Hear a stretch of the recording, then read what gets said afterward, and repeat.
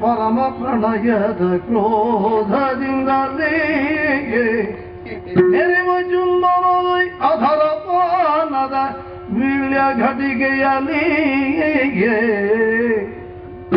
ಮೆರೆವ ಷೋಡಶ ಕರೆಗಳ ನಿರತಿವರನ ಭಂಗಿಸುವಂತೆ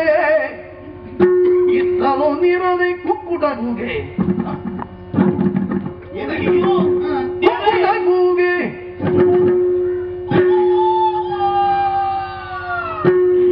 ಕುಕ್ಕುಟಗೂಗೆ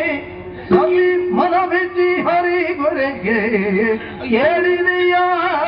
ಕೃಷ್ಣ ಕೇಳಿದೆಯ ಕೆತ್ತ ಕೋಳಿ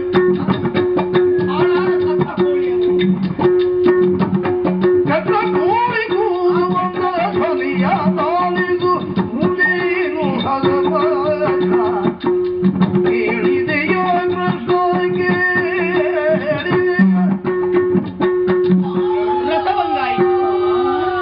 ಸಂತೋಷವಾಗಿ ನಾವು ಕಾಲವನ್ನು ಕಳೆಯುತ್ತಾ ಇದ್ದವರು